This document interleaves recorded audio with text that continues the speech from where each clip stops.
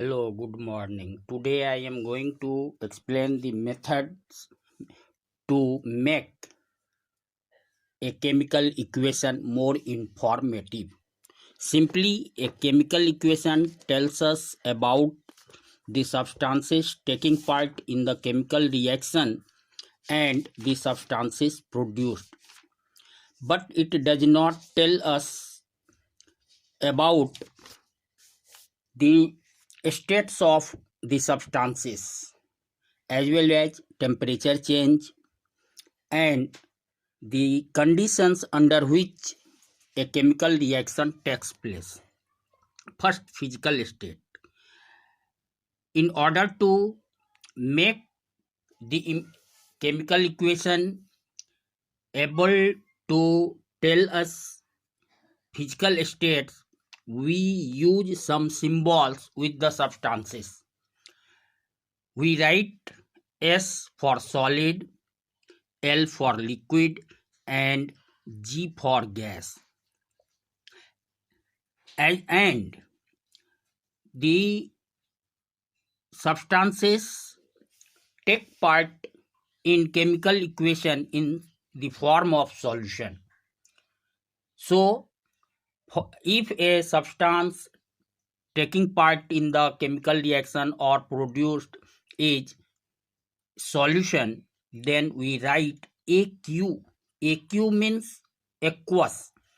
AQ represents the aqueous solution of the substance. For example, when zinc reacts with sulfuric acid, zinc sulfate and hydrogen gas are produced.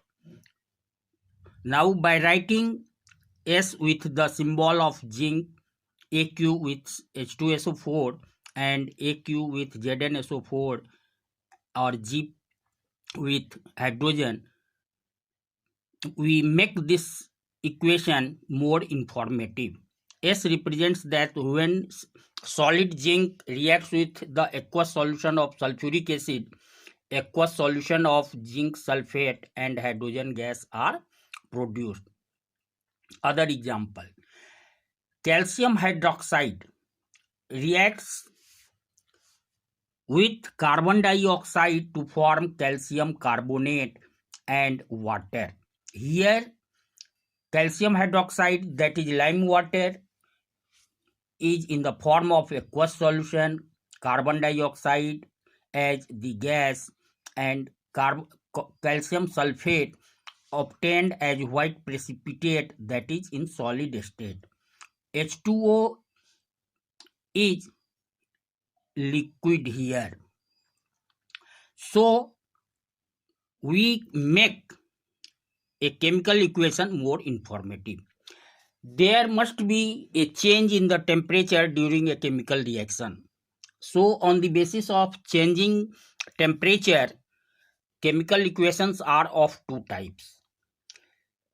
The chemical equation, the chemical reaction in which heat is evolved is known as exothermic reaction, and during representing a exothermic chemical reaction, we write plus heat on the right side of the equation, that is with product.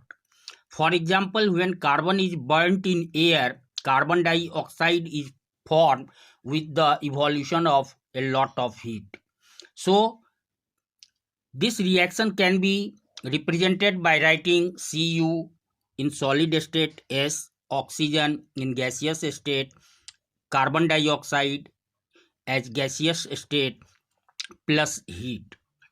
On the other hand, the chemical reaction in which heat is absorbed is called endothermic reaction, and by writing plus heat on the product side, this reaction can be made more informative. For example, when nitrogen reacts with oxygen to form nitrogen monoxide, heat is absorbed. It means nitrogen and oxygen are heated to a very high temperature, about 3000 degrees Celsius, to form nitrogen monoxide. equation is here. N2 gaseous state plus O2 gaseous state plus heat, because heat is supplied in this chemical reaction, and carbon monoxide to NO. So, my dear children, we can make a chemical reaction more informative in this way. Chemical reactions take place under special circumstances. It means there are some features, some conditions which are essential for a chemical reaction to carry. For example, when potassium chlorate is heated in presence of a catalyst MnO2, potassium chloride and oxygen gas are produced. If potassium chlorate is heated in the absence of catalyst MnO2, it takes a lot of time. But in presence of manganese dioxide, that is MnO2, the reaction takes a short time to complete.